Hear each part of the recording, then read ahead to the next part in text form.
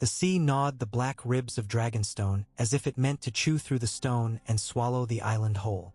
Wind gusted and fell like a man caught between choices, and the surf threw pale rags of foam at the basalt steps below the stone drum. In the great round chamber at the heart of that tower, a single lamp burned, its light a constant tremor upon the carved folds and peaks of Aegon's painted table. Dragons seemed to move when shadows crossed them. The Stormlands slid under Stannis Baratheon's knuckles as he stood with both hands braced upon the wood, world and war beneath his fists. He had not slept. There were nights when sleep was possible, when the sea kept its voice low and the household had the decent sense to be quieter than their king. This was not one. Words had been thrown like torches at a tarred door all through the day. The Queen's urgings, Lord Axel's honeyed insistences, the Red Woman's low music of the flames. Stannis heard each in his own marrow, and the marrow drank none of them. He had hunger instead of rest, and it was not the hunger of the belly. He stared at the jut of Dragonstone upon the table, the very thing upon which he leaned, carved by a dead conqueror to be a map of the realm he had taken. The irony was not lost on Stannis that he weighed his own scant realm upon another man's ambition. The sea blew a cold breath through the shuttered slits. The lamp guttered. Stannis put out a hand to steady it as if it were a man. The flame burned clean, tall, like a promise kept against poorer fortune. His jaw worked. He had ground his teeth since boyhood, and any man near enough to hear it in the long silences knew that a decision was being filed to an edge. Footsteps knocked softly outside. Stannis felt rather than heard the man assigned to his door shift his weight, the way men do when company comes at a strange hour. The door opened as if it resisted, and Davos Seaworth came in with damp about his shoulders and a sheen of brine like sweat on his brow. The low-born knight bowed so quickly that it was almost a reflex, like ducking the swing of a yardarm. "Sire," said Davos, and stood with his hands plain at his sides. He had those shortened fingers like a lesson always visible. Stannis looked at them without looking, for he had long ago taught himself to see the truth of a man the way he saw shoal water. The danger must be kept in mind until it was as natural as breathing. "What wind blows at this hour?" said Stannis. Davos half glanced at the painted table and then away, as if guilt touched him for looking upon it. "The wind that favors smuggling, your grace," he said, "low and sly and wrapped in fog. Salador-san says he could take 3 ships into a rat's mouth tonight and drop them on the rat's teeth before the rat knew it had opened." "Salador-san says many things," Stannis said. "Most of them to me with his palm out." "He will speak with you on the morrow if you allow," said Davos. "Tonight he sent only me. There is a man in the kitchens, a little soft fellow with a tongue like melted butter, who asked to put words in the king's ear. He will not give a name. He was in the ship's bake oven when they came through the fog. No one will say who brought him, and I could not wring it loose without breaking more than I'm willing to break of San's crew when you need the man's ships." Stannis lifted his eyes. "A soft fellow in my kitchens?" Davos nodded. "He says he was once a keeper of keys. He says he is a man you do not love. But he says he comes with a truth that your duty requires of you to hear. Silence, the kind that fetches everything it can from a room." The lamp hummed faintly when the gusts pressed at the shutters. Duty. There were words that deserved to be spoken with clean teeth, without butter on the tongue. Stannis took his hands from the table and straightened. He was not a tall man, but he put height on like a helm. A hard, lean breath came off him when he stood to face something that he meant to defeat. "Bring him," he said. Davos bowed and left. Stannis listened to the sea in the stones. The flames of the lamp licked the glass. He did not pace. He had learned as a boy that pacing in a confined space was a surrender to the confinement. He had not been born to Dragonstone, but he had been given it like a punishment, and he had learned every black stair and every iron bar and every place where salt crept through mortar like a thief. This had been his prison and his forge. He did not pace. When the door opened again, he smelled clove and orange peels before the man crossed the threshold. A scent meant to cover other smells. Tallow, sweat, a little sour fear. The man came forward with hands meekly displayed. and a face that might have been any face if one looked for imperfection and found none at all. Fat without seeming gross, bald without seeming quite bare, a smile that injured no one. He bowed and did not grovel. "Your Grace," he said, and the voice was the thing that struck, smooth and soft as it had always been, like something poured instead of spoken. Stannis understood then. He had had that voice in his ear like a draft of winter kept under the tongue. Varys, called the Spider by those who needed a word for everything they feared. Stannis felt his mouth flatten. "You are bold," Stannis said, "or very sure of your Onion Knight here. If the Queen sees you, you will leave with fewer pieces than you brought. The Red Woman will make ash of you. Some men will cheer it."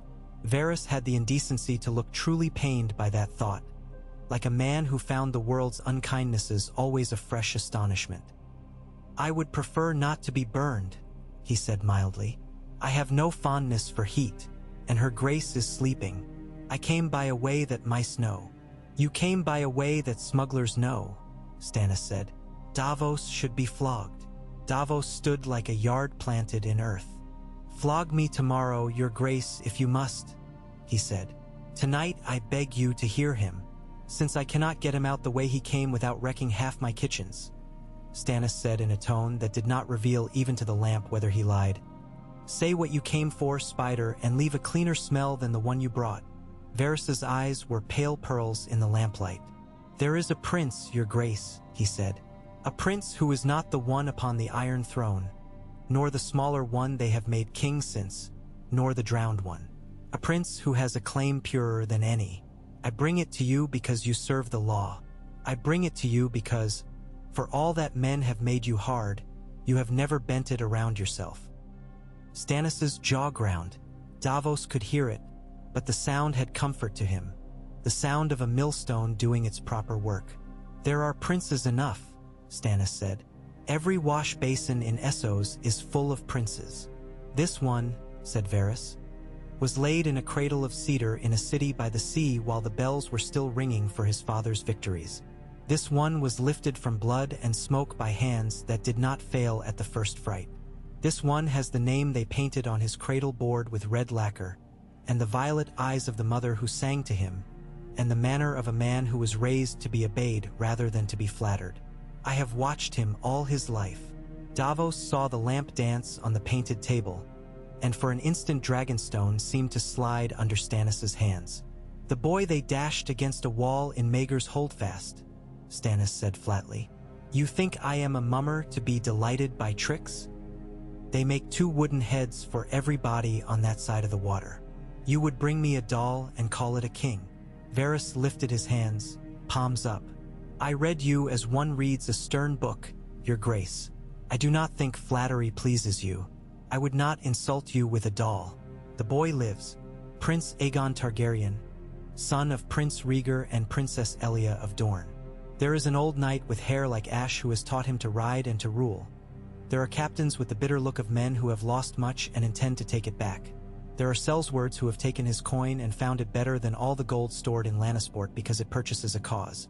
When he bends over a board with squares, he sees the game as your brother did when it was a field. He has a way of making men wish him well." "Your brother," Stannis said. He tasted old anger like salt on his tongue. "Robert." He batted his kingship around like a full belly. "If this boy is like him, I'll see him dead before the realm is again a feasting bench for a glutton." "Forgive me, your Grace," Varys said, and the words were so deftly placed that even Stannis could feel where they fit in his own hardness. "The late king had his largesse. This boy has his father's grave manner, not his uncle's riot. He is solemn and he learns. He was given to men of exile, not to men of ease. He plays at no tourney with the truth." Davos saw Stannis look down. The painted table held the veil, all pale and green, the cliffs along the fingers like fingernails.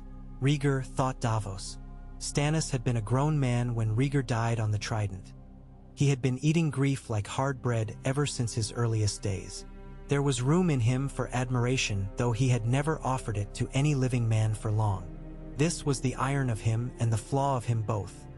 that he believed in the shape of the law even when it did not favor his own bones. If, Stannis said, if a son of Rhaegar lives, his claim comes before mine. The law says so. Varys bowed his head like a priest who had heard his creed spoken by another's mouth. It does, he said. I could have taken this to the Tyrells and their pretty boy, or to the Lannisters to make a trade of it, or to the Greyjoys to watch them drown in it. But none of them care for law except where it squeezes fruit for them. I bring it to you because you are the rare man who will put the right thing over your own thing. You are a difficult man, your grace, but you do not lie to yourself. Stannis breathed in through his nose as if the air itself might have something he could use that was not poisoned by praise. Why? He said. Why do you bring this to me? Do you think I am so meek I will step aside and help your prince into my seat? If the law says his claim is better, I obey it. But I am not a sheep. Why me? Because the realm is breaking, Varys said, and for once the softness was gone and the voice showed steel like a wire in silk. Aegon will come. He must. No one can hold him back. Not the fat man who takes coins from men's miseries across the sea. Not the old knight who cannot keep him from risk because he believes a life in safety would unmake a king. Not I. He must come because the breathing thing that is the realm will not stand another Lannister harvest. But if he comes to a shore ruled by Lannisters and Tyrells who have had time to braid their vines into the bedrock, he will spend blood like rainwater both to take and to keep. If he comes to a shore you hold, your grace, bound by law to his claim, one that is hard but just, peopled by men who have learned to endure without song or soft fruit, he will have what he needs without burning another half of the crownlands for kindling.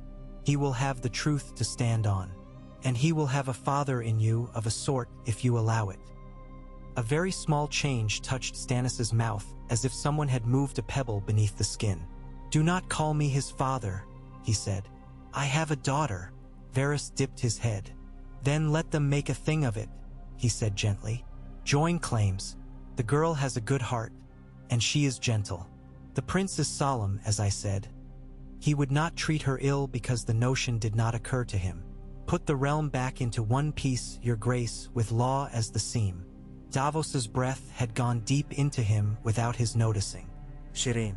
He saw her hands, ink-stained, holding a book she loved as she read to Patchface with his bells. He saw her smile that she seldom wasted on strangers but offered to Davos as if he were a special sort of idiot uncle. The black shadow that always walked with her, the gray scarring down one cheek, never frightened him. To think of her a queen was a thing like thinking of rain falling upward, but the world had turned stranger things over lately than that. You offer your prince's hand, Stannis said. What else do you offer? His regard, Varys said. His certainty that he cannot take and hold without your name set at his left. His respect for the man who gave him a realm intact. And mine, the little that mine is worth. You will not want to keep me, I know. You will throw me back into dark places. But I have crawled there and know the holes. Stannis did not answer immediately. He moved away from the table and went to the arrow slit, where the wind touched him with wet fingers. He stood very still, as he always did when the choice was a scaffold with no rail. The lamp's light fell off him as off a rock in the surf. When he turned back, the sea had put a blade's polish on his eyes. Proof, he said. Varys inclined his head. Of course, he murmured, as if Stannis had asked whether he would choose wine with his supper. I have the letters of John Connington, written over years, telling how the boy was reared and shaped. I have tokens that were laid by the cradle, a carved dragon of blackwood with a ruby set in its brow that Queen Riella gave to all her new grandsons, to be warmed by the sun and set in water so that light would play in the chambers. I have men who held the boy when he was infant and who would lay a hand on the stranger's own arm before they swore falsely about him. And if none of that contented you, he contented me, and I have made a life of not being contented until I was certain. Stannis's face did not soften. It did not know how, but something gave way in the room, something like the knot of a rope that had been drawn too tight for too long. You will leave your tokens, the letters, the men, if you can smuggle them through my kitchens as easily as you came. And you will go. I will not be seen parleying with you. I will leave a pouch, Varys said.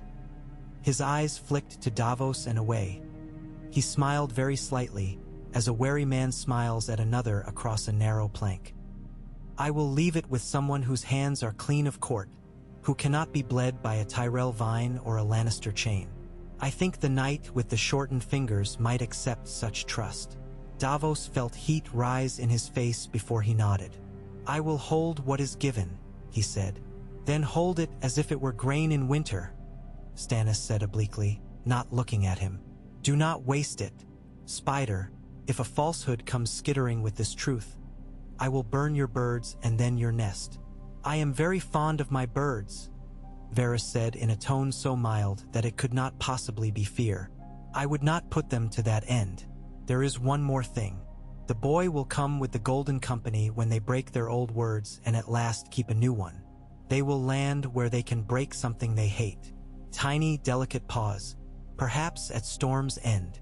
Stannis's hands, which had hung at his sides loose as the belts of a man who has not eaten, closed as if upon the air. Storm's End is mine, he said, and it will be kept. Then keep it, Varys said, and be there to open its gates to a prince whose claim you will have weighed and found rightful. Or hold it against him and give the realm another year of tearing itself apart. Cannot force your hand. I can only put the weight in it. He bowed again. The clove and orange smells were softer now, threaded with the honest odor of a man who had moved too quickly and labored in confinement. Davos thought, unexpectedly, that whatever the spider was afraid of, it was not Stannis, nor burning, nor anything that could be put on a spit. Varys had always seemed to him like a man who had learned that the worst pains were not of the body. When he had gone out and the door had been closed, the sea gave a single loud slap against the stones below like a hand to wake a sleeper. Davos stood in the lamplight with his king and watched a region on the painted table where faint scratches told of some long-dead hand's irritation at a knot in the wood. It resembled a cluster of small rivers if seen squinting. Stannis did not speak for a time that could have contained the lighting of a candle and its going out again. This will not please the queen, Davos said at last, because the room required a word to be put in it. It will not please the Red Woman, Stannis said, and it will not please Lord Axel, whose family thinks law is a ladder for their feet. Nothing pleases them if it was not in their mouths first. Davos swallowed. What pleases you, your grace? The law, Stannis said. When men obey it with clean faces, when they do not wriggle and paint it. A dead prince, even truer than a living one, has no claim. A living false prince has no claim. If this boy is who the spider says, the matter is simple.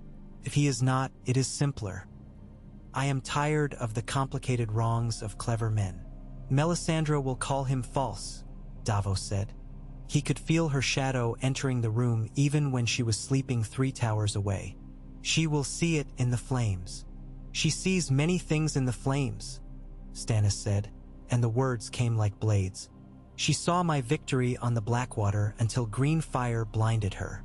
She saw a sword in fire fit for a hero in a tale. She sees the red god's desires as I see the realm on this table. He set his fingers against the painted table, tapping once where the trident spread like fingers themselves. She will say he is a mummer's dragon. She may even be right. I will not know by looking into coals. There is a world beyond the red god's gaze. It has the smell of wet rock and rotting seaweed. It is a world I know how to live in. She will ask for king's blood, Davos said very softly. She always asks for that. She will look at the boy in the next tower. He did not say Edric's name because there was a superstition in saying it too often before that woman.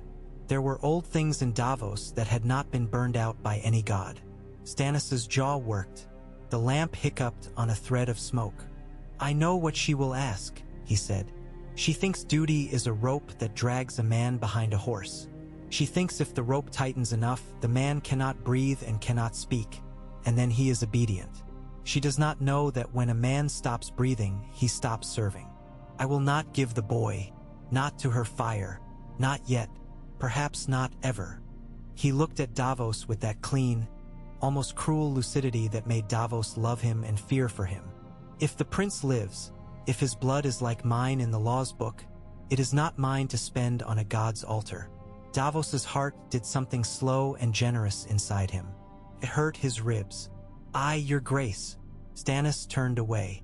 "Take the spider's pouch," he said. "Hold it. Hide it where no man will smell spices upon it. If the queen asks tonight why I did not come to her fire, tell her I stood my own watch. And send word to Son that if he brings any more fat men in ovens into my house, I will lay him head down in a barrel of his own salt fish and nail the lid on." Davos bowed. When he rose, Stannis had gone back to the painted table and set both hands upon it again. The lamp's weak tremor made dragons run under his thumbs. Outside, the sea worked its patient hunger. He took the pouch from Varys in a kneeling place near the far postern, where the stone sweated and a line of salt furs hung to dry. It was small enough to fit in the palm, a little weighty with paper and wood. Varys' eyes were grave, and there was a sadness in them, as if this was a thing he had intended to deliver to another sort of man and found this one instead. "Guard your king from his friends, Ser Davos," he murmured. "The enemies are always busy, but their work is simpler." Davos grunted. "I am a sailor," he said. "I do not keep men from reefs by asking reefs to be kinder. I put my hand on the tiller and I pull." "That will do," Varys said, and vanished with almost comic delicacy into the dark, as if he had been drawn by a hidden string. Davos found a hiding place under stone that had been cut out for a drain and long since sealed. He pried at mortar until a small pocket gave. He slid the pouch into its belly and tamped the stones with his knuckles. He had learned this sort of thing in other years, and he hated the ease with which his hands remembered. In the queen's chambers, the fires were banked high. Melisandre sat like a red flame herself, her hair a fall of night that drank light instead of giving it. Queen Celis, with her sharp chin and the relentless hope of the devout, listened as the priestess spoke. The glow of the coals made her jewels into drops of blood. "He is troubled," Melisandre said in her music. "He bends over the table and gazes into the world as if his eyes could press it into truth. But the true sight is in the flames. I saw a dragon with bright cloth wings dancing upon air that was not air, and beneath it men clapped and were deceived. The dragon was not of flesh. It is a gaudy thing, my queen, a lie that comes as savior."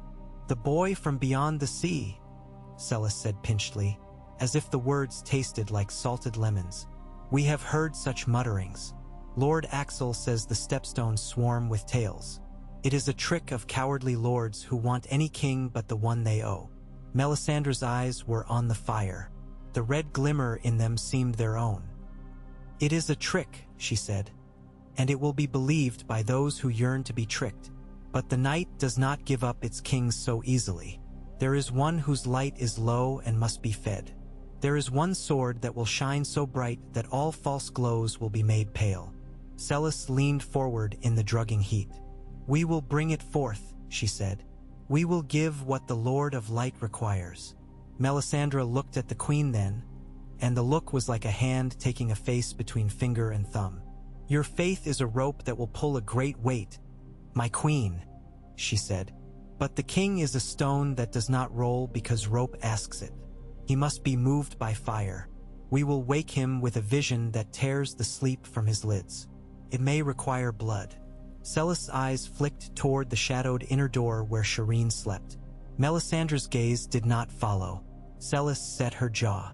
"Not hers," she whispered, and the whisper had more strength in it than all her ornaments. Not hers. "There is king's blood enough in other veins," Melisandre murmured. "There is a boy with a stag's head on his bastardy. There is blood that came from a king's loins across the narrow sea. Blood travels in ways that men do not see and collects where a god can reach with a hand. We will ask for the right vein." Celis closed her eyes as if in prayer. "He will see then," she said. "He will see that the false prince is a lantern painted in pretty colors." Melisandre smiled, and there was winter and summer both in that smile. "He will see." Shireen slept with her face turned to the wall and her hair fallen like a dark waterfall over the pillow. Patchface snored in a heap upon the rushes. his bells still and his mouth open like a fish's. The little girl's hands were under her cheek, and her breath was a clean sound in the thick night. The scarring upon her skin made a shadow that the candlelight did not trouble. In the morning she would read names off the painted table with a finger and a frown, and Davos would stand and let her teach him as if he could not read, because it pleased her to be clever. The sea war at the island. In the forge the hammers slept. On a wall walk above the Dragonmont, a sentry stamped his feet and dreamed of a bed softer than his boots. And in the heat tunnels beneath the mountain, unseen water dripped on stone that had never known air. The island breathed its sulphurous breath and kept the people who clung to it alive by being exactly what it had always been. Hard, hot, hungry. Near dawn, Davos presented himself in the stone drum again, drawn by a summons that had not been spoken but could be felt in the way the corridor's candles had been kept lit. Stannis stood as he had stood, except that there was a new axis to him. The weight of an invisible thing now set him a half-degree toward the east. He did not look tired. He looked carved deeper. "You will go," he said without greeting, and Davos did not mistake the "you" for any man but himself. "You will take a small crew and a ship that can be missed. You will go to Selharis, Volandaris, the rotting towns along the Rhoyne, wherever men have long memories of good kings and bad. You will ask for a man who calls himself Griff, and failing him you will find a fat man in a yellow brocade house who eats too much sugared fish and keeps a garden of singing girls. Give him my seal and this letter. Ask to see what he keeps for a rainy day. Do not speak the prince's name. Do not speak mine except in rooms you have locked from the inside. If you are taken, bite out your tongue." "Aye, your grace," Davos said. "I have bitten worse." Stannis inclined his head a fraction, which was the same as a man's laugh who did not know how. "If it is a trick, we will unmask it and hang the man by his own colored ribbons," he said. "If it is truth, we will do the thing the law requires. If it is half a truth, we will find the rest of it. But I will not sit here like a toad while vines cut roots under me. Will I take any seal besides your hand upon the letter?" "You will take my name," Stannis said. "You will take the one thing that has never been stolen from me. I have kept it harder than I have kept castles. Tell the fat man and the gray-haired knight that when I put it beside theirs, I expect the scale to balance." Davos accepted the sealed letter and placed it inside his jerkin where even the sea would have to argue with him to have it. The wax was stamped with the crowned stag, the edges neat. Stannis's hands could do neat things when the world tried to teach him sloppiness. The letter felt heavier than paper. It felt like the hand of a sober man on a drunkard's shoulder. As he turned to go, Stannis said, "If you see the boy and he looks like law made flesh, you will be tempted to kneel. Do not. Not until I have done so. I am a stubborn man, Davos. I will not be made to do a thing by any prince's good face. If I surrender, I do it because the world is made in such a way that I must, not because someone has a pretty name." "I know you, sire," Davos said. "I know what you are. That is why I serve." Stannis looked at him like he was an object with use and honor both. "Go," he said. Outside, the morning was a gray strip cut with a knife of light at its edge, and the fog lay in a ring around the island as if a careful housewife had wrapped Dragonstone in linen to keep it from spoiling. Davos liked such mornings. The sea, like the law, was plainest when it was not full of reflected colors. He went down into the belly of the fortress to kiss his wife's forehead where worry had made a nest of thin lines, to clasp each of his boys by the shoulder in the way that made them straighten and grin as if they were ennobled, and then to the quay where ships shouted their names in rope and plank and tar. Salador San, plump and pleased as ever, stood with his cloak about him like a flag of his own. He peered at Davos with curiosity that had profit in it. "Where do you go, Onion Knight? And why do you look as if someone gave you a bag of vipers and asked you to carry it under your shirt?" "To buy onions," Davos said dryly, "and salt, and ropes that do not fray." San laughed, patted him on the arm, and promised him a ship as if it were a gift he had meant to give anyway. "Mind the fog," he said. "It is like a man who tells you he has never lied to you before. It is not true, and you would be a fool not to know it." Davos boarded the chosen ship, a lean thing with rigging that sang to the first lift of wind. and stood at the prow while the men loosed her from the moorings like untying a knot in his chest. Dragonstone slipped behind like a thought one means to hold but must let go. The fog took them. The island became a rumor in a cloud. Davos felt the letter against his breast and the pouch's memory under his knuckles and the ache of old, stolen fingers. He tasted salt, and he tasted something else, like iron in a cut that will close if it is kept clean. In the stone drum, Stannis stood again through the morning and then into the noon, refusing food, refusing comfort. Lord Axel came to him and spoke of galleys and men who could be made to kneel if given the kindness of a rope around their throats. Stannis sent him away with 2 words that were not the same as any man might use. The queen came and spoke of fires that spoke back. Stannis let her talk until her words were smoke and then raised a hand, and she stopped as if a key had been turned. Melisandre came and stood with him without speaking at all, and together they looked at the painted table as 2 worshippers might gaze upon a god's altar. After a long time she said, "I saw a shore and a boy with silver hair. Men called him by a dragon's name, and their mouths were full of taste for it. Then the flames changed, and the boy's hair became flax, and his eyes were stone, and he was a doll that bled sawdust." Stannis did not turn his head. "Then your god may be mocking you," he said, "or he may be mocking me. I will discover which by walking on ground rather than fire. I have eaten too much of smoke." "You will not find truth in water," Melisandre said, and her voice had sorrow and patience both in it. "There is no truth in water, only the face it borrows from the sky." "The law is not fire or water," Stannis said. "It is the stone the water runs over and the fire cannot burn." She said nothing more. In the door a little shadow stirred. Shireen's face peeped around it, cautious as a fawn's. She came in with a book hugged to her chest and came to her father's side as if she approached a cliff's edge and had learned that only falling taught you anything.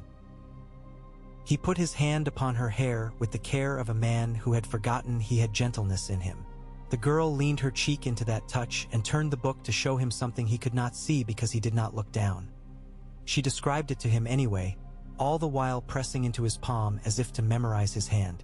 While Davos's ship slipped through fog to the straits, and while Varys crawled out along a swarm of hidden passages as spiders do, and while Melisandre lay before a fire and offered the Red God words that were not prayers but bargains, the island of Dragonstone held men inside it who had made themselves into the shape of their needs and their certainties.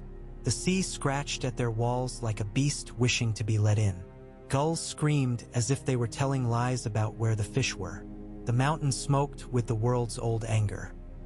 And somewhere across the water, where wide rivers coiled through cities older than oaths, a boy with a careful mouth and an old man's eyes bent his head over a board painted with squares, moved a piece shaped like a dragon, and listened to the patient voice of a gray-haired knight who had spent all his history. The boy did not smile much, and he did not frown much. He pushed the dragon forward 2 squares and then another, breaking a pattern that had held since the start of the game. He looked up once, as if a wind had moved in a room where windows did not open. Then he set his hands upon the edge of the table and waited, because that is what boys raised to be kings must learn above all: how to be still when stillness calls for more courage than charge. Davos watched for beacons as the fog thinned. No fires burned upon the headlands. The world was gray and then paler gray and then a slice of steel the color of swords. The crew moved around him with the economy of men who had spent their lives doing one thing well. Lines coiled, sails bellied, oars tucked like limbs. He saw the white smiles of gulls crash upon the water, and he saw a fish leap once and vanish, and he saw a drift of something dead go by like a sleeping dog. He thought of the fat man in yellow brocade and of a house where the floors would sigh under a man's weight, and of a garden that did not give fruit but songs. "Hold her north-northeast," he called, and felt the satisfaction when the helmsman's hands did not need the word. The wind freshened enough to put life in hair. Davos drew his cloak tighter and set his eyes east, and east of east, and then a degree south instead, because the sea taught you that you never went in a straight line toward anything worth having. On Dragonstone, Stannis finally sat. He sat at the painted table and folded his hands and closed his eyes. He was not praying. He did not know how. He was holding a line taut inside himself and listening for the snap that would tell him he had pulled too hard. The faintest scent of clove hung in the room where Varys had been, like a word that stayed in the air after a speaker left. Stannis breathed it and did not sneer, and did not welcome it, and did not allow it to define anything at all. The lamp hummed its thin hum. Above the door, a little flaw in the stone showed the place where wet had crept and melted mortar, and the masons had never been let back to repair it. He would have that fixed when there was time. There was never time. He opened his eyes and laid his palm on the reach, and then the crownlands, and then Dorne. He touched each as if naming children he had not sired. The sea struck again and kept striking, and the island endured it. Stannis lifted his hand. The light fell where it always fell, upon the lines a dead conqueror had arranged to resemble the living land. He looked where the land ended, and where the water began, and he looked long there, as if the place between were a vein a man could open to let out a fever. The day went on. Men did what men do when a king has set something heavy in motion and does not yet know where it will settle. They busied themselves with work and with the telling of stories that made sense of what could not be controlled. A woman needed bread, and as she pressed and folded, she told another woman how a merman had come up from the steps one night and asked for salt. And the other woman laughed and said it was a man in a cloak with the hem all wet who had not wanted to give his name. A boy who scrubbed pots hummed a tune whose words were all wrong because the man who had taught it did not know them either and had filled the gaps with nonsense. The master-at-arms drilled his charges and called them by names that were not their own to make them faster. A raven preened itself and considered letters it would carry when it was told to.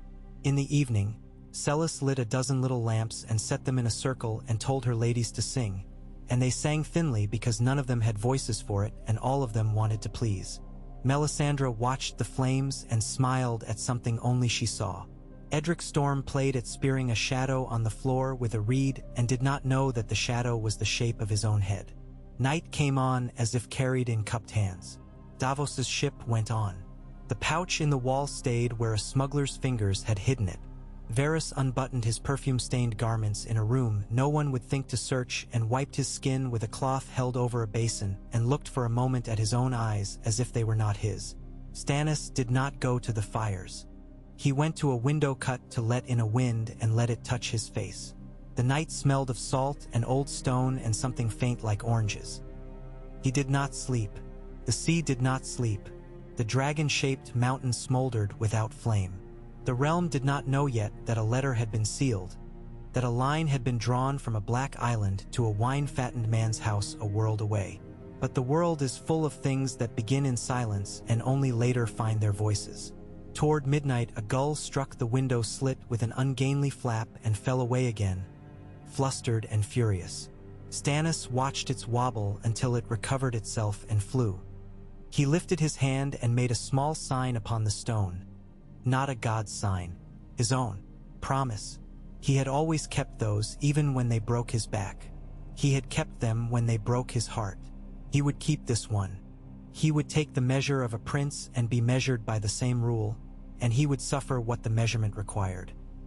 And Dragonstone listened to the weight of that choice and did not shift under it, because Blackstone does not care how kings decide, only how they stand. The sea took another bite and another still. Somewhere a child woke and called to a mother and was comforted and slept again. Somewhere a candle that should have been snuffed burned a little longer and made a little pool of wax until it toppled with a sigh that no one heard.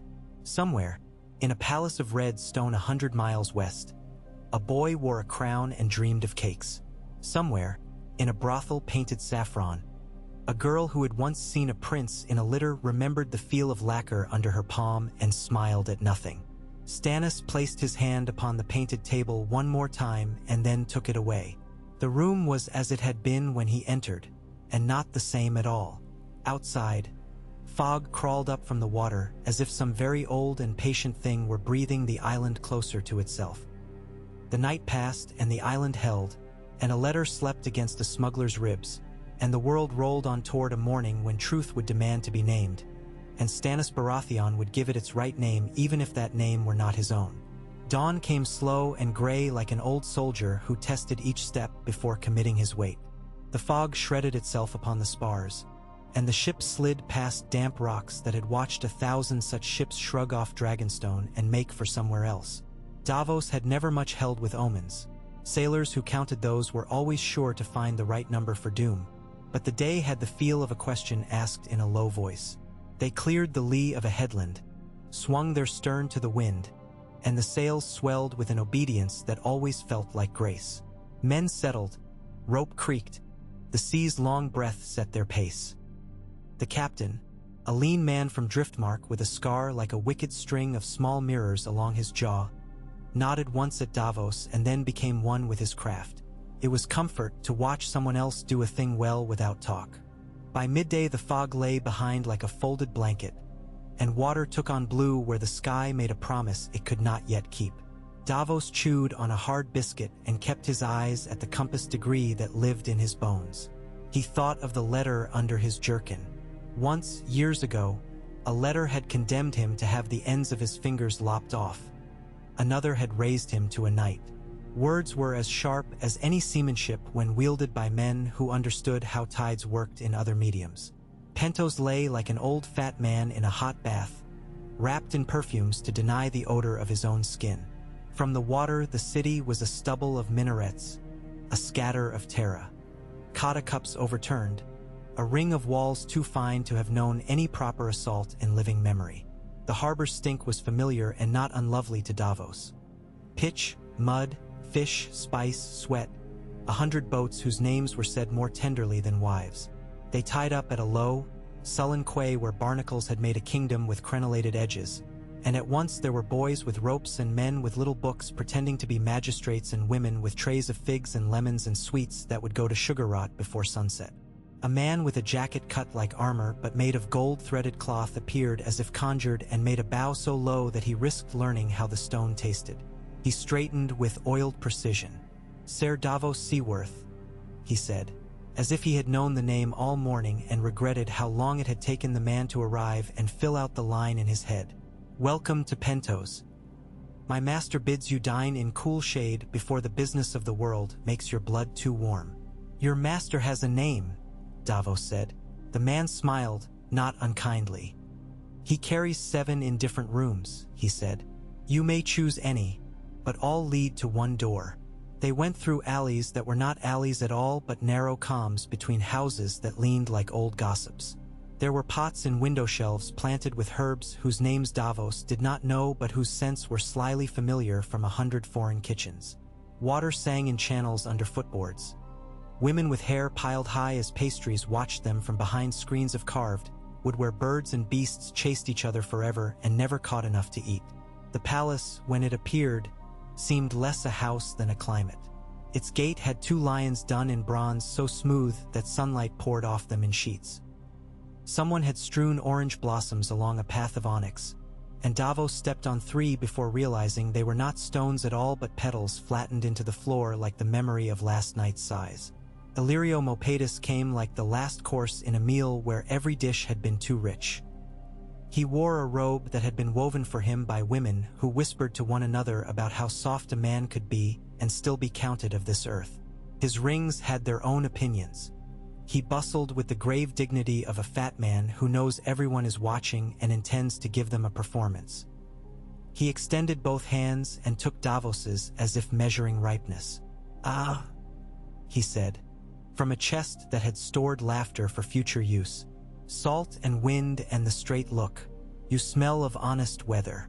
It is a shame to bury such a thing in a city where even the rain has been taught to mind its manners.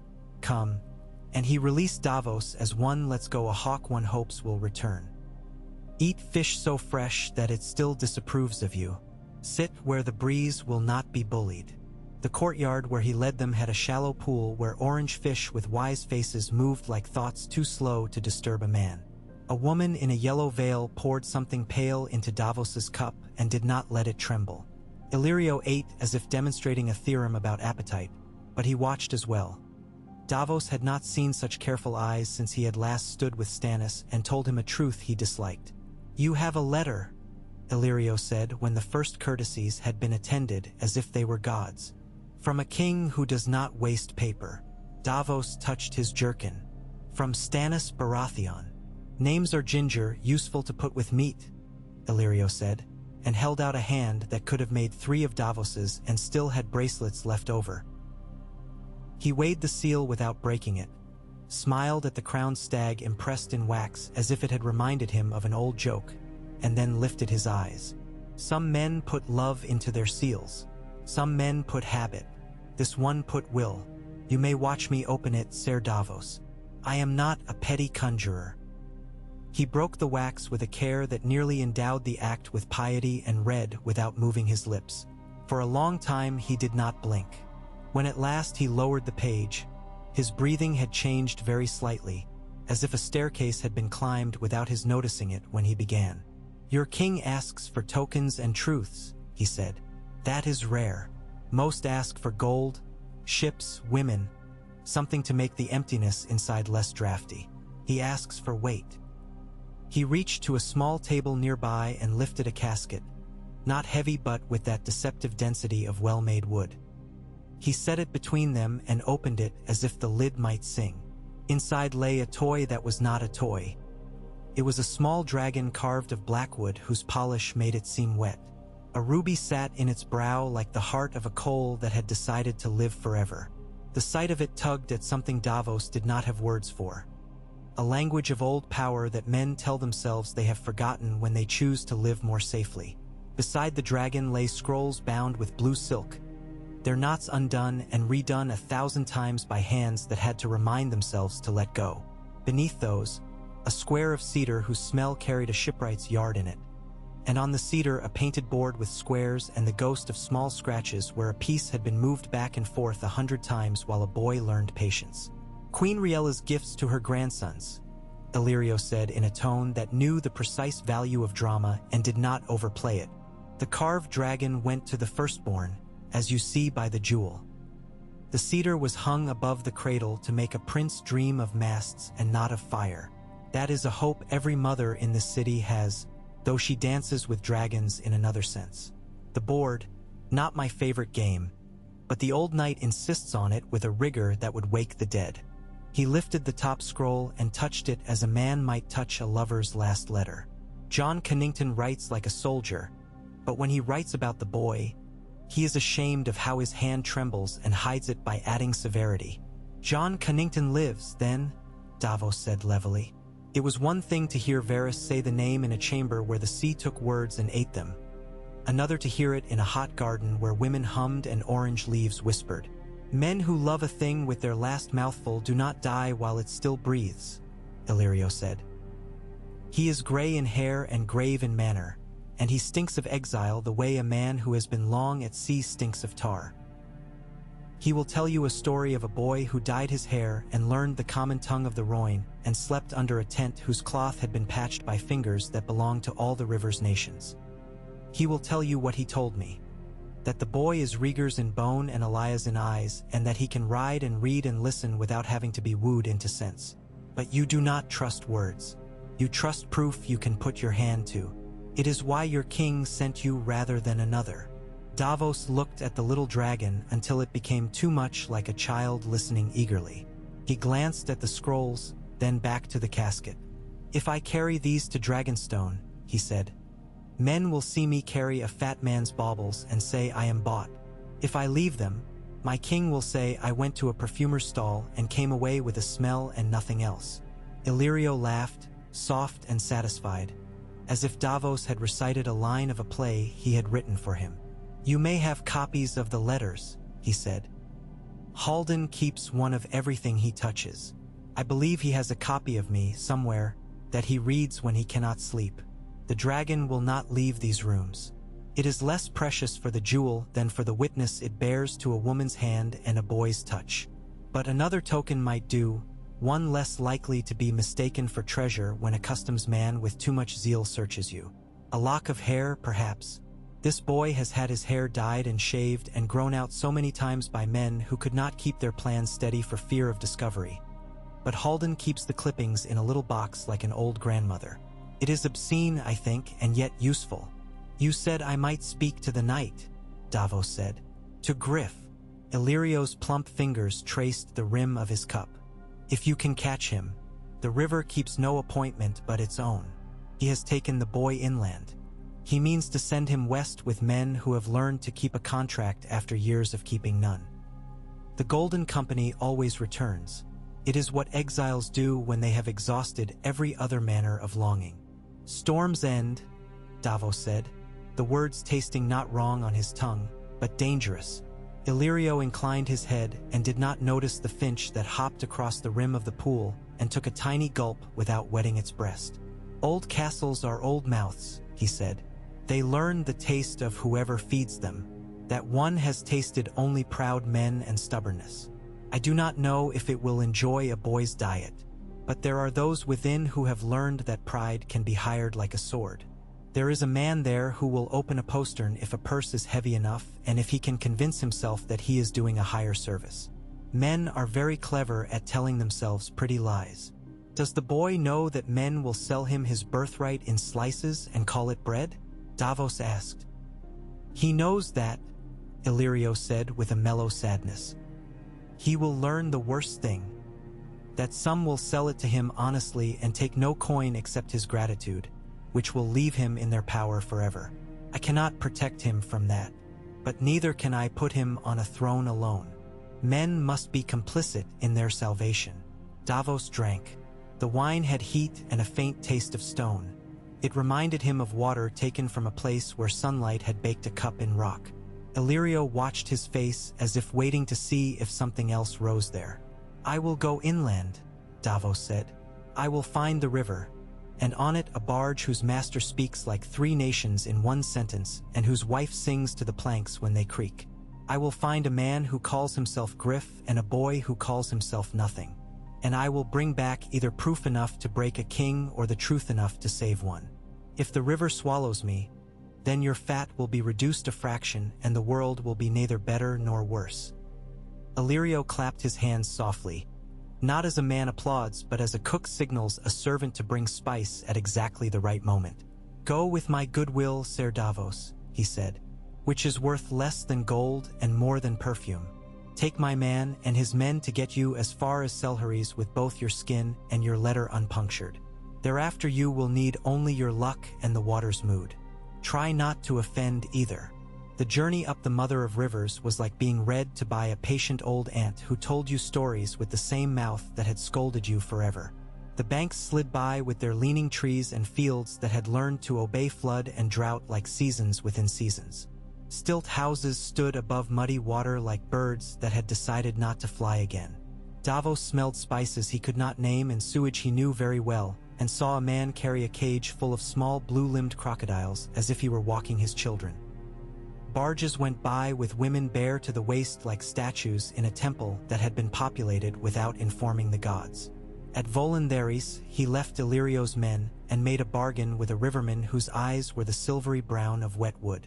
The barge they hired was called Distant Daughter.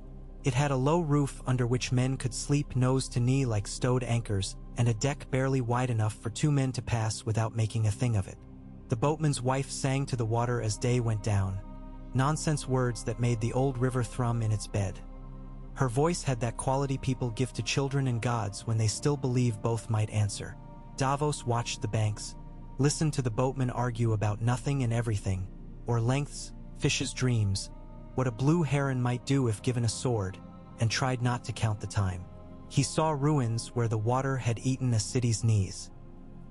He saw a statue's hand rise from the floodplain with fingers splayed as if to ask the sky to slow a little.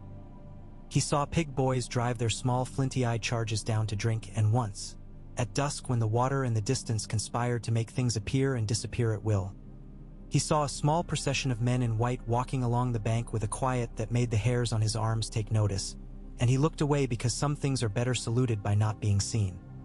He asked at every mooring for a boat called the Shy Maid, for a gray-haired knight called Griff, for a boy with dyed hair and careful manners. He was told everything, that the knight had gone upstream and downstream both on the same day, that the boy had been seen eating pomegranates with a beggar in Volantis, that 2 men had come last week with coins bright enough to attract the notice of small gods, and that they were headed where all men were headed lately, west in their heads if not in their feet. At Selharies he found the proof that made a line in him go taut. It was not the boat he had pursued, nor a knight. It was a game of Sivas played under an awning where rain had once pooled and left a stain like a map of a kingdom no one now remembered. An old man with half a maester's chains, iron and pewter and brass without precious metals, sat opposite a youth big in the shoulders and earnest in the brow. The young man slouched with a practiced defiance that had never quite taken. He held his hands ready to move too quickly and then stopped them with a patience that had been taught as a punishment. The old man lifted a dragon 2 squares and then let it sit, the move reverent as a priest putting a salver down. "Not there," the young man said, and his mouth shaped the words with a Westerosi stiffness. "Then where?" the old man asked, without looking up. "Here," said a third voice, and a man in a plain cap with hair dyed a bad black moved a piece shaped like a foot soldier and made a barrier of mere men. "What I tell you 100 times, Halden? The glorious pieces are for later. We do not squander them to win compliments. We grind with the stupid ones until men lose count of how many stupid we have." Griff. Davos knew the set of him before he had named it. The particular neatness men acquire when they have nothing else left to keep. Davos stepped forward, one hand visible and empty, the other loose near his belt. The boatmen he had brought with him sprawled like men sleeping but had their hands exactly where they needed them. It was an old dance. He had taught his boys to do it on a deck slick with fish and pride. "Griff," he said. The man in the cap did not look up right away. He finished the move he was not making. When he raised his head, his eyes had the cold courtesy of a minor lord receiving a tinker at his hall. "Do I know you?" he asked. The Westerosi in his voice had the chill of the Stormlands. "No," Davos said, "but you know my king, Stannis Baratheon." A flicker. That was all. Griff's mouth did not change. Halden set his dragon down now, at last, and folded his hands neatly. The big-shouldered youth made his slouch less performed and more like a defense. "You wear no colors," Griff said. "I wear my name," Davos said. "Names burn," Halden murmured, not combative. "Sometimes hotter than wood. Ask any heretic." Davos met the young man's eyes by accident. They were not violet. The dye had been careful and thorough, and yet there was something in the set of the gaze, an old patience, a listening, that made the back of Davos's neck go warm for an instant in a way that reminded him of standing too near a forge. "I have a letter," he said. He did not take it out. "My king requests proof. You were told to expect someone, perhaps." "We are told to expect everything, sir." Griff's hand opened, not quite to welcome. Davos Seaworth. A brief ripple. It is one thing to be a smuggler in a story, another to be the man whose missing fingers tell the tale. Griff glanced at the hand and then, honorably, away. He nodded to the young man without seeming to. The boy stood, making himself awkward on purpose, a tactic men will never grow out of. Then he went obediently off to tend to some important apprenticeship of oars, lines, order. "Let us not feed the street with our business," Halden said, and gathered the pieces with a speed that would have impressed a man playing for coin. They moved into a low room where a smell of tea and old ink had made common cause. A woman sat there with a shawl over her hair in a way that said devotion, though her mouth was not for prayers. She rose with stately grace and inclined her head to Davos as if he had brought her bird news from a window. "Septa Lemore," Halden said, economical. "Ser Davos." Griff took the letter and looked at the seal but did not break it. He set it on the table, white against wood. "We are not a court," he said. "We are travelers with a very bad idea of what good time looks like. You want proof, Ser Davos. You want spectacle. You will have the other thing instead. You will have patience and the smell of river water. We do not parade our prince. Men who do that lose boys faster than they lose wars." "I do not want parade," Davos said. "I want to go back and say a thing that will not be made thin by a red woman with fire in her fingers. I want to put something under the law's foot so it cannot be blown off the table by a priestess's breath." Griff looked at him with a long, impolite wang. "You speak like a man who has learned to be stubborn because someone beat him for it and he could not learn to be soft instead." "I learned on water," Davos said. "It is a master that is always polite but only when it is killing you. A small sound. The young man had returned and stood in the doorway, leaning in as if he had been taught to make himself smaller in case words broke. He had changed his cap. Under the dye something lighter wanted to insist. "Let him see the board," the boy said very low. Halden tilted his head. "You have been eating wisdom again," he murmured. "Be careful. It makes men indigestible." Griff's face changed by a degree that a man not watching would have missed. He glanced at the boy as if someone had moved a keepsake in his room, and he could not decide whether to be pleased. "Very well," he said, and pushed the letter back to Davos with 2 fingers. "We play in the way we have been playing ever since my prince had fingers. We ask the questions that titled men never ask because they think answers were given to them with their land. We make him put the realm in his mouth and chew until he swallows. You will see what you need if you are able to see anything at all." They set the board again. Halden did not hurry. Each piece took its place like a man taking his seat after a death has been announced. The boy, he had come to Davos's side without knowing it and now stood too close, not with familiarity but with an eagerness that had not yet learned its own length, watched as if he meant to memorize where Davos's eyes went. Griff indicated the corner squares with a tap. "Begin," he said to the boy. "What name do I have?" The boy asked, a small challenge in it, like a boy daring a wave that will knock him flat. "You have none," Griff said. "The world will give you more than you can stand. For now you will be the boy who moves the dragon poorly the first time and better thereafter. Play." He played. At first Davos nearly laughed. Not for mockery, but for the ache of recognition. The boy made the same mistake every man makes. He has been taught too much of glory and not enough of accountancy. He threw a proud piece at a line of pawns with the confidence of someone whose nurse had told him that son could be fooled. But the boy checked himself. He stopped, laid his fingers on the dragon's back and did not move it, then withdrew. He advanced a foot soldier. He counted without seeming to count. Halden made a move that put a bishop, some eastern avatar of it, rhino-horned and ridiculous, on a line that would make trouble in 10 moves.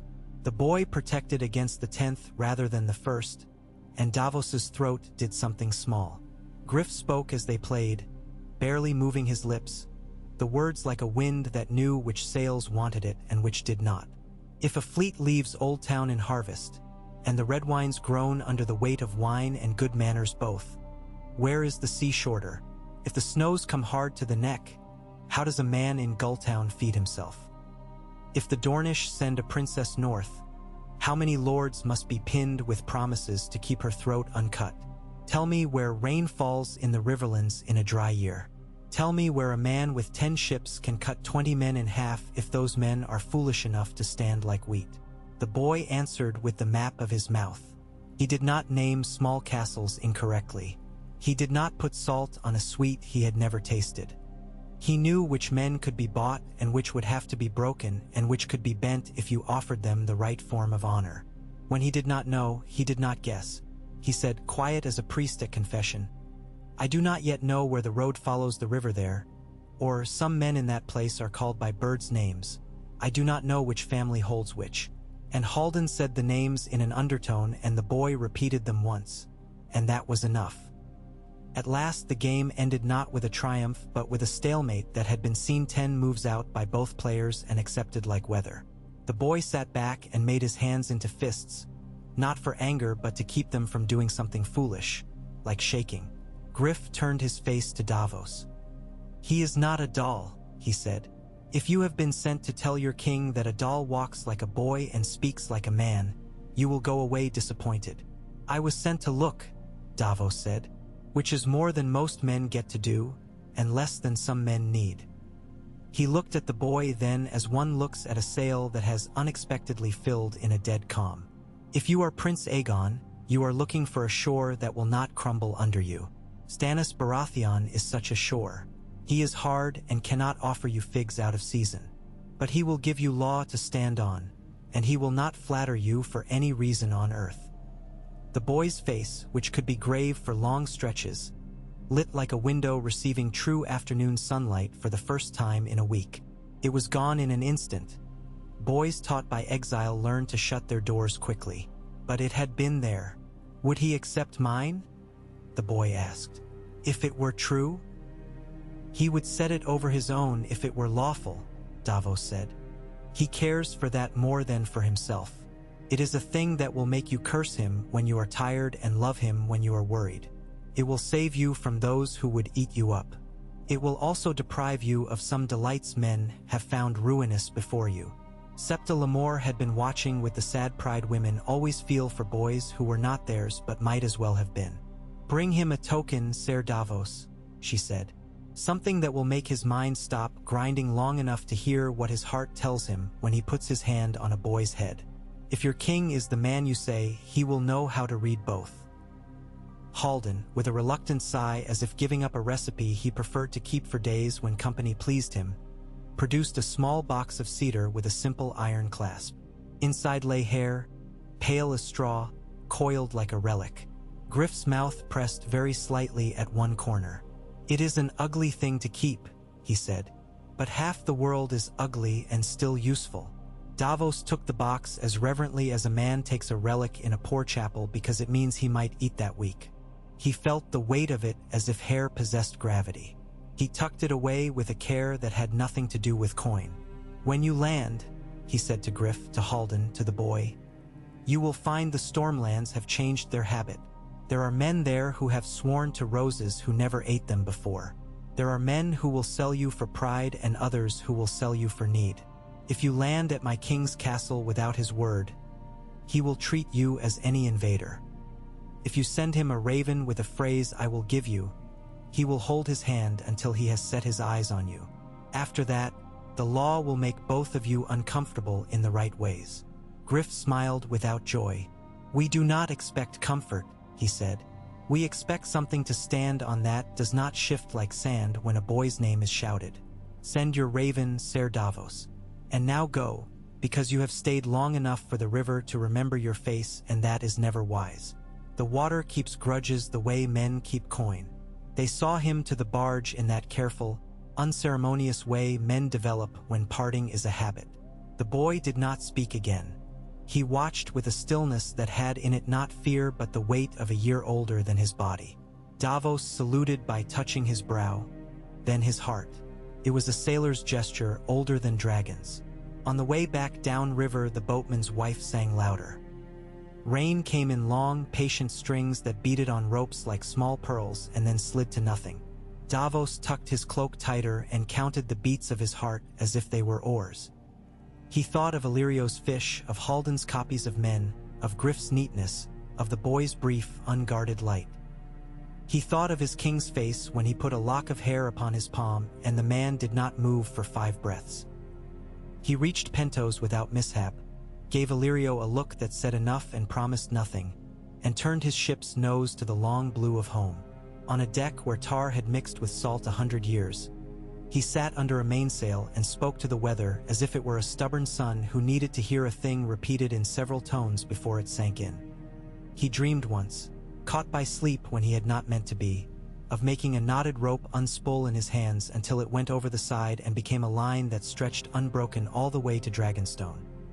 On Dragonstone, the island had had its own weather while Davos was gone. A red wine galley had cruised close enough for men to see the smirk of polished brass on its prow. It had kept prudently to the outside of the rocks because the pilots at Dragonstone were men whose fathers had sworn to their own beds to learn those waters. Lord Axel Florent had presented the Queen with a plan so sweetly worded and so fragranced with flattery that even Celis had blinked and then frowned as if the perfume had made her nose itch. The plan had an exchange with Highgarden hidden in its folds, a neat trick with dowries and hostages and the little humiliations men in silks like to inflict when they cannot beat you with other things. Stannis had read it without sitting. He had put it face down upon the painted table and set a candle upon its corner. When the wax crawled and stuck, he had not moved it. "You will not take my cousin's goodwill?" Lord Axel had said in that voice Florence were born with that could make the word honor sound like a marinade.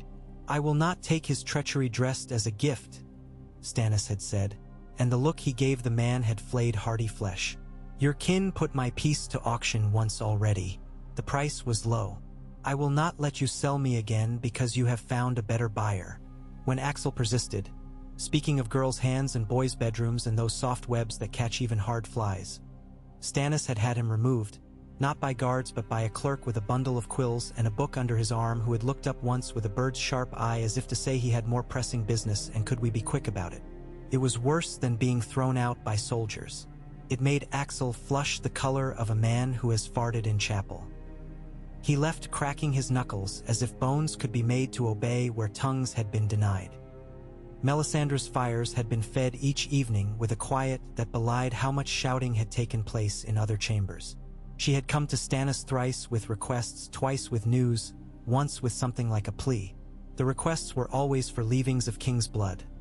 She spoke of leeches as one might speak of little clever instruments that could be sent into a castle's drains to open a gate no one knew to watch. The news was of cinders, 3 names she whispered while a boy's blood darkened a basin. Balon, Joffrey, Robb, and then the Raven's reports that came after in the long months as the world obliged her with coincidences. The plea, when it came, was for trust. "I do not ask you to love my God," she had said, her hand not reaching for his because she was too wise. "I ask you to let him do what he will do anyway. It is mercy to permit the inevitable. It is slavery to call a thing inevitable because you want it," Stannis had said. "If your God is a fire, then he must burn what he finds without asking permission. If he asks, then he is not fire but a man in a red dress." Her smile had not altered. "Even fire benefits from tinder," she had said, "and from the right wood. Willow makes poor flame. Oak must be coaxed." "You are oak, your grace." "I am stone," he had answered. "You will break your nails on me." Celis had wept without tears. That pinched, parsimonious grief that the devout feel when their God does not leap at once to their most selfish petitions. She spoke of the realm she would be queen of, and how it would be holier than any in memory, and how men would stop cheating their wives and their kings because the Red God sees all, and then she looked at Shireen without looking. She was not a cruel woman, Davos knew. She was something worse in times like these, righteous without insight. Shireen had given Edric a book with paintings of ships. The boy had turned the pages with hands too large for the task while trying not to breathe too loudly near her scar. Patchface had danced a jig that was more a stagger and sang about little fishes with bells. Shireen had laughed as if he were the king of some separate island where nonsense rules with kindness. Edric had begun to be less afraid, not because anyone told him not to be, but because Shireen sat near him and did not treat him like a piece of silk that can be stained by unclean hands. When Davos's ship marched back into the small harbor, the island took him like a mother who had learned long ago never to show relief on her face. Men on the quays shouted names that did not matter and then his, and he got to the steps with that tightness in his chest that had nothing to do with climbing. He had the small cedar box in the inner pocket and the letters copied in a careful, crabbed hand that smelled faintly of ink even through oilcloth. He had River on him. He had the look men have when something has settled in them. Stannis received him without ceremony and without delay, which was ceremony of a rare sort. The painted table had a new scratch near Lannisport that looked like a star fallen and stuck. The lamp burned steadily. The sea made its slow applause below. Davos took out the box first. He did not open it. He set it on the map as one might set a hand upon a patient and say, "Hold." He laid down the bundle of copies after, the blue ties arrayed like veins. Then the letter he had not entrusted to anyone had carried, small, neat, sealed with Illyrio's nonsense, broken and resealed with Davos's lesser wax. He took his hand away and stood with his fingers hanging helpless, a man whose old crimes had taught him how to be careful and whose new offices required him to be bold. Stannis opened the box as if it might hiss. When he saw hair, he did not move for several breaths, exactly as Davos had imagined he would not. He touched it at last with the back of a knuckle as a man tests whether a kettle is truly cool. He opened the scrolls and read not quickly yet not as if loitering either. There was purpose in the way his eyes took in each line and laid it in place.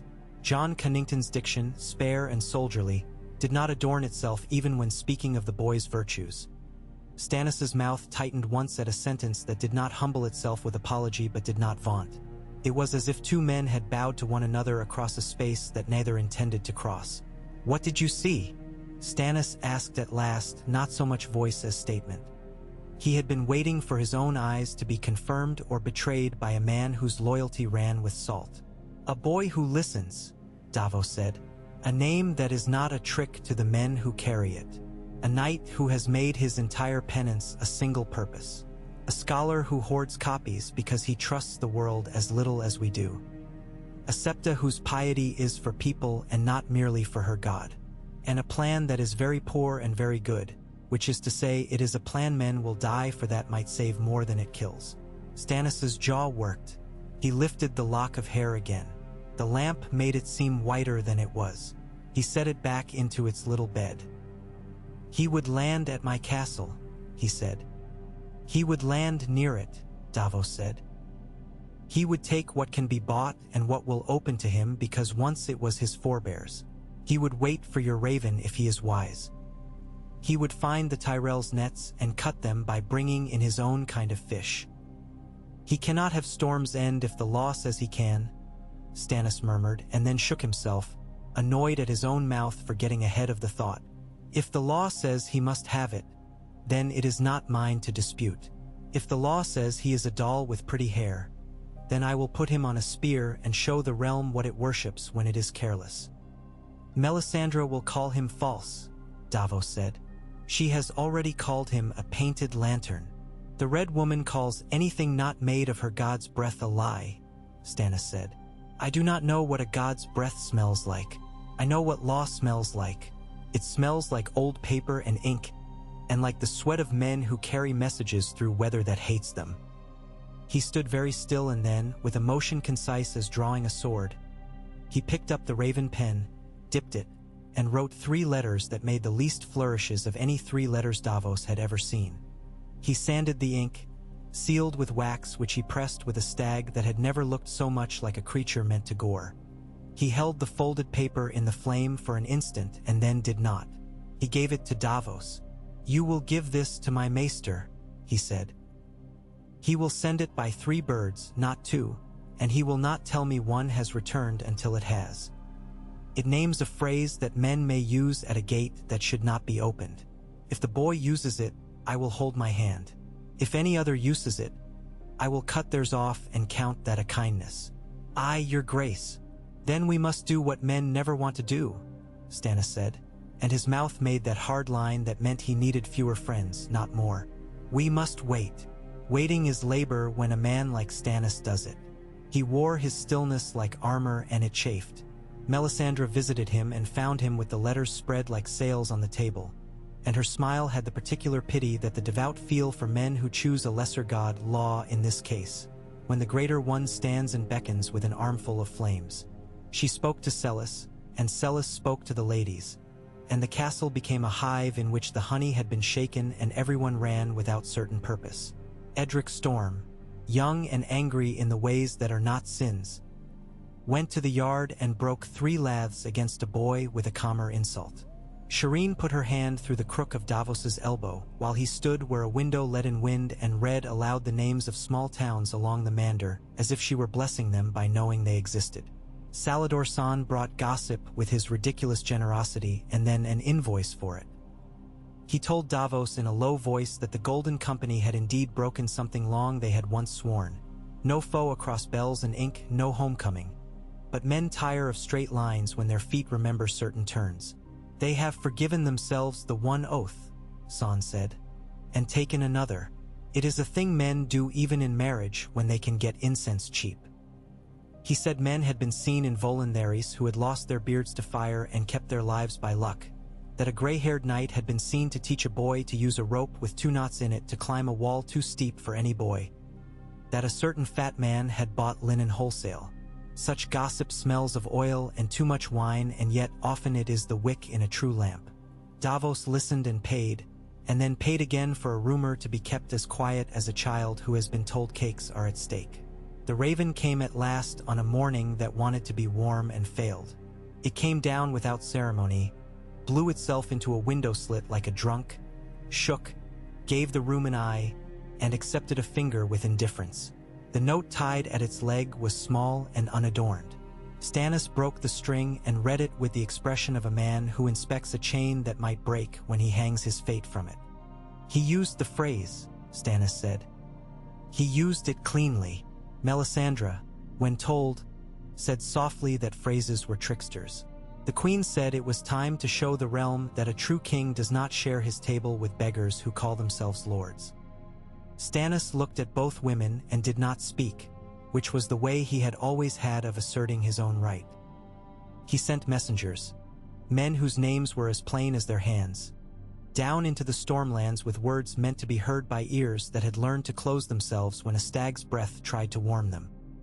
He sent to lords who had not sworn to Highgarden because they could not bear roses in their halls, to castellans' wives whose husbands blustered at supper and wept in their sleep, to hedge knights who had kept their swords sharp by selling them to too many bidders and wanted to be clean just once while they still had hands left. He said only the thing that mattered. If a prince of the rightful blood came to Storm's End with a law stronger than any man's house, Stannis Baratheon would not set his weight against him. If a false boy came with bells and bought oaths, Stannis would hang him from a battlement, and he would expect their aid in tying the knot. Lord Axel came raging like a pig singed before a feast and spoke of madness. You will give away what you took like a miser who cannot keep his hand closed, he said. You will invite your own unmaking into your hall and set a place for it between your wife and your daughter. I will do as law requires, Stannis said, cool as sea-bathed steel. I do not refuse my own unmaking. I refuse everyone else's. Axel spoke again and again in more honeyed words each time, until Stannis had him removed a second time. This time 2 soldiers did it, and they had hands that looked like hams and a way of looking bored while manhandling a lord that made Davos want to laugh until it scared him how badly he wanted it. Night fell. The island breathed smoke. On the far edge of the horizon, a shadow gathered that might have been cloud, might have been ships, might have been Davos's lack of sleep. Making tricks. The Golden Company had sailed. Perhaps. Aegon's feet were on planks that had known better men and worse. His hands held a rail. He watched ashore the way a boy looks at a father he has never met and believes he will recognize by his walk. Jon Connington stood at his shoulder and did not speak because he had found that sometimes only silence was solemn enough. The first reports came on a ragged cart horse with a boy clinging to its back and pelting out names like a prayer chain. Rainhouse taken, Crow's Nest taken. A man at Griffin's Roost had remembered his own blood and opened a gate to a ghost. Tyrell riders, green and golden, had been thrown back at a ford where the water made a fool of their boots. The boy who brought the names had a bright cut on his cheek from a hedge and a grin that said he had seen history and taken a bite of it. Storm's End did not fall at a shout. It never had. It stared out at the sea with its blind eyes and remembered sieges enough to make a songbook. But there are 100 ways into any house, and some of them are inside men.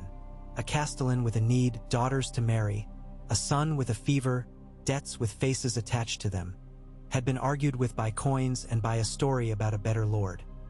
He had given little nothings at first, the names of night rounds, the times the baker's men came through with their flour deliveries, the small human hinge upon which a large, proud door turns. It was enough to make Stannis sit very still when he heard it. He knew too well the way a thing like that can be yours and no longer yours at once. He did not march to Storm's End. He could not. He had no men enough to beat roses and lions if both decided to be insulted by a stag and a dragon shaking hands. He did the harder thing.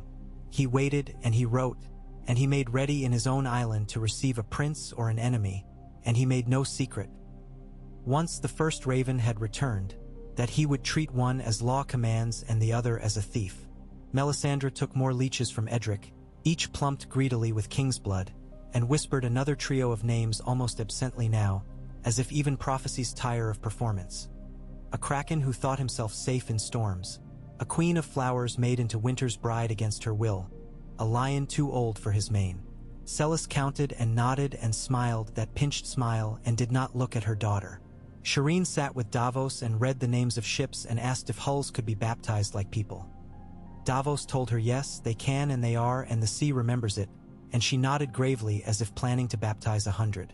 Varys, in his place under the world, heard things in the way he had always heard them. A chain dropped in haste. A sigh from a tired cook who said she hated the smell of roses in a stew. A whore's complaint that men who serve lions have grown stingy with tips. He smiled like a man who loves the taste of a fruit not because it is sweet but because it is sharp. He wrote 2 letters and burned 3. He sent a boy with a shaved head and an excellent memory to a certain dock and told him to ask for the man who smells like honest weather. When that boy found Davos at last in a place where sea wind slides between 2 walls and makes men think of home, he delivered a single sentence. There is a gate at Storm's End that has learned to argue with itself. Do not let it decide alone. Davos carried that sentence to his king and set it with the hair and the letters and the token of Illyrio's wasted fish in the box where Stannis kept the things that made his jaw harder. Stannis listened to the boy's voice that had already gone back into Varys's cloak and nodded once, as if to a healthy enemy. We will not be the men in that story who arrive late with a rope, he said. We will be the ones who stand under a wall and tell it the law that governs even stone. He sent Davos to stand with his own eyes at Storm's End's shadow, not to fight, not to play the hero in songs that break boys for generations, but to be present when the gate chose what it wanted to be. Davos went with 5 men, all of them chosen for their smallness and their good sense. They traveled by night and asked no true questions. The Stormlands had been his country once in all but name. He knew how to find a path under hedgerows that have been allowed to tangle because lords like to see their borders grow hair. They came upon the castle at dawn, when the sea is a gray made of sweat and iron and hope. Storm's End crouched like a thing that had bent all its strength into just being what it was. Banners hung. Some bore roses, some lions. One old banner in a corner had a stag so faded it looked like a deer coaxed out of a winter thicket. Davos found a place on the rocks where he could see without being seen and watched the gate with a patience that had been beaten into him by many hours with nets and very few fish. Men moved. Some wore the Golden Company badge, not flaunted. Those men knew when not to, but visible where it would matter to those who had waited a lifetime for it. Others wore Storm's End upon them like skin. A small party went up to the gate and spoke. Davos could not hear the words, but he knew their shape. The gate argued. It remembered a duty to a boy named Tommen who would never in his life climb these stairs. It remembered a debt to Lannisters who had paid with one hand and picked pockets with the other. It remembered, because stone remembers cruelly, Stannis Baratheon's long hunger and the manner of his taking last time. A shadow in a stair, a castellan falling like a man whose duty had been stolen. It remembered men starving honestly under a banner and how that had felt almost like righteousness. A hand held up, a name spoken, a phrase used. The phrase Stannis had written into the letter when he had set his jaw and admitted to himself that law would not do the decent thing without a password. The right of the elder branch and the truer seed. The gate hesitated. Stones do not, but men do, and they make stones hesitate with their hands when their hands are on pulleys and ropes. It opened a little, like an old man letting a colder wind into a room to see if anyone was still out there to deserve it. Jon Connington stepped through with his hair like ash and his face like iron that had once reflected better things. Behind him the boy came, his hair something the dye had lost the argument with, his eyes not violet and yet every inch that old poem made flesh. He looked at the castle as at a father who had done terrible things and still deserved to be called such. Davos let out a breath he had not known he had been keeping since the river. He did not cheer. He did not move at all. He stood in a crack in the rock and counted the heartbeats between the gate's first inch and its final opening, as if counting seconds between a flash and the thunder to know how far the storm stands. When the boy stood inside the wall and the first salutes had been made and the first betrayals had been catalogued, Davos slid back into the world's green. He lifted a raven from a bag and tied to its leg a message in a hand as plain as a bowl. The bird went vertical, then horizontal, then the sea took the thought of it and made it a black stitch that vanished. He turned his face toward Dragonstone and began to pick his way back like a man counting stones on a steep stair. News outruns the men who make it. By the time Davos's feet were on the second day's path, the island knew. The queen and her priestess sat under tapestries and said false, as if it were a prayer. Lord Axel counted ships that could be put to sea and made equations in which glory always came out as the answer if you put enough vanity in at the top. Stannis stood and sat and stood again and ate standing once like a man at a forge.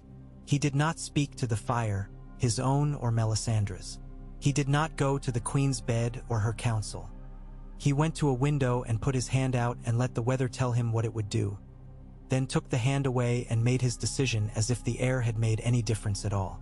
When Davos entered the stone drum again, dirty as soup and with grit in his hair, he found the king as he had left him, except that now Stannis had in him that steadying shift that only comes when a man has accepted a price and counted his coins twice. "He is within the walls," Davos said. He used the phrase. The gate made a sound like a man who has refused a wife too many times and finally remembers why he married. Stannis's eyes had the sea's color when the day looks undecided. "Then I will go," he said. Davos blinked. "Your grace, I will not hide on a black island while law makes a crown in another man's hands," Stannis said. "If the boy is a dragon and not a lantern, I will put my name under his with my own hand and speak it aloud so those who hate me cannot pretend they did not hear. If he is a lie with good manners, I will pull his head off like a scab.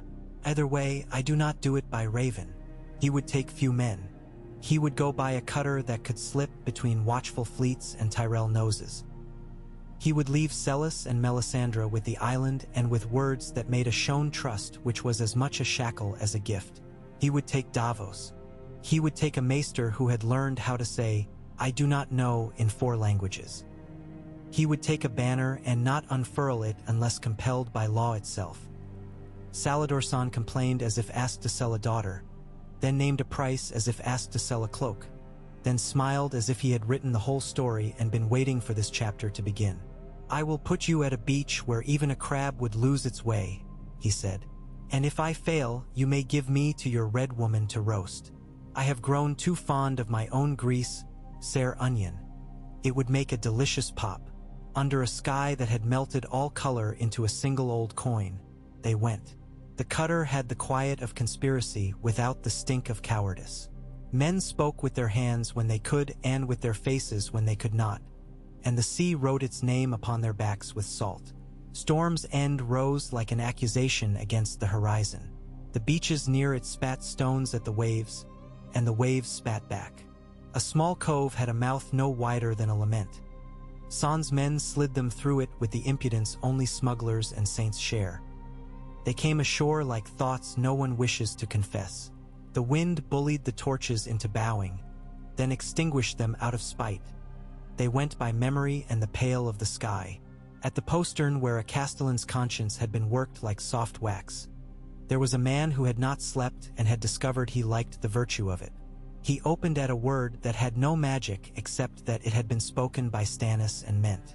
They entered the belly of Storm's End and walked its corridors as through a book that every man had read but none had quite understood. The hall had its old smell: stone, smoke, men, pride. The boy stood at the far end with John Connington at his shoulder, and the few Stormlords who had not yet made up their minds stood between with faces like doors whose hinges needed oil. Stannis did not kneel. He did not expect the boy to kneel. He stopped at a distance that honored old grudges and conjured new possibilities. For a long time, no one made the noise that usually follows men in livery.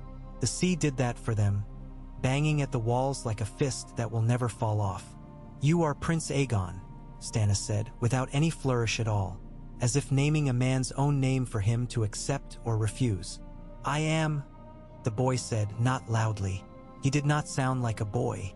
He sounded like a man who had been taught there was no shame in keeping his voice inside his mouth until the right time.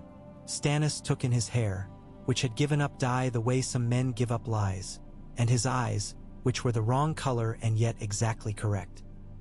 He looked at the set of his shoulders and the way he did not fidget, and at the old man's hand that did not touch him but hovered as if ready to make him remember to breathe. He looked at the Stormlords' faces and measured their small twitches. He was not given to seeing ghosts, but he thought, for the barest instant, of another boy with a harp and an unhelpful destiny. "The law," Stannis said, "names you before me." "It does," the boy said. Stannis's mouth did not soften, but his voice lost a grit. "Then I will put my name under yours," he said. "Not because I love dragons. Not because a fat man fed me sugared fish. Not because a spider put a word in my ear in a kitchen like a thief.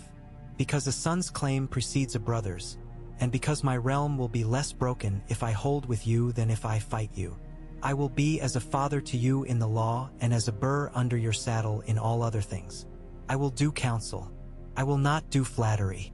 If you err, I will tell you. If you err again, I will stop you.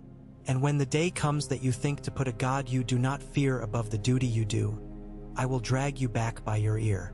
A sound went through the hall like air leaving a chest that had held its breath for a century. John Cunnington closed his eyes and opened them again as if the world had ambushed him with mercy. The boy did not beam, did not grin. His face moved only as much as it needed to accommodate the weight of a new thing. He stepped forward, and Stannis stepped too. They met where light from a slit in the wall fell in a white bar between them, and Stannis took the boy's wrist the way a father shows a son how to tie a knot that will not slip. The boy took Stannis's the same. They did not kneel. They did not need to. Men in the hall felt something settle inside them like a table set properly at last. In Dragonstone's chapel of light and shadow, Melisandre smiled into her fire as if it had told her a joke and she had enjoyed it more than she should. Celis knelt and prayed for deliverance from her husband's stubbornness and from her own smallness and for the world to be made simple. The god, which is to say her own heart that spoke in that room with her in a special voice, did not answer. Lord Axel Florent sent a letter whose ink could be smelled from across the sea to a cousin who would show it to a friend who would take it to a man whose rings gleamed like coin. It was a bad letter because it was written from impatience, and bad letters always find a way to the wrong desk. Varys put an orange clove in his mouth and bit down, and the taste was sharp and sweet at once. He closed his eyes because he had made his life out of both. That night in storms and a wind came that rattled shutters and persuaded men that their decisions must be right because weather had approved them. Stannis and the boy spoke in a room so old it had given up on remembering prior words. They spoke not of triumph but of budgets, not of banners but of granaries. John Cunnington stood and did not interrupt. He looked as if he wanted to weep and had told himself stories to prevent it. Davos stood near a wall and wished for an onion simply because the smell of them in winter meant work and honest hunger. "You will not burn boys," Stannis said once, not looking at the boy but making certain his voice would be remembered by anyone who hoped otherwise. "You will not buy what should be given. You will not forgive because a song makes a man sound better in bed. You will keep the law because it will keep you, and because I will be there when you forget." The boy nodded. "And you will not ask me to be your brother's ghost," he said quietly.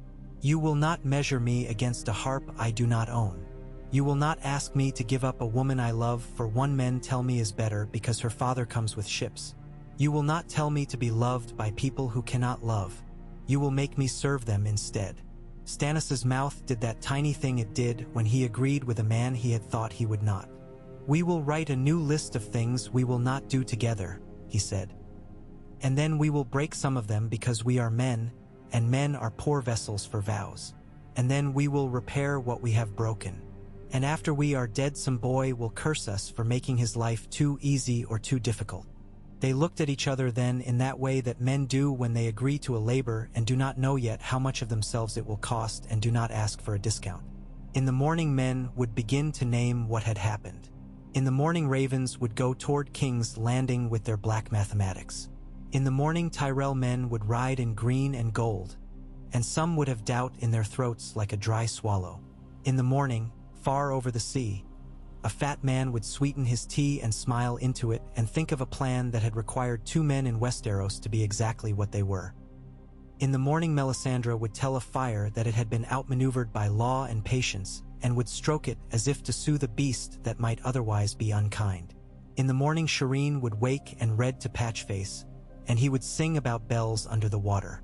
For now, the castle slept with one eye open as all old things do. The sea ground its teeth upon the land. Dragons did not fly over that night, but something of them moved in men's decisions. The old carefulness, the long view, the promise kept even when it tasted of ash. Davos, who had once taught himself to pretend that law was just a string on a ledger, felt a warmth in his chest that had nothing to do with fire. He put his hand there and pressed it, and felt under his palm the old beat that had carried him through fog and hunger and Stannis' silences.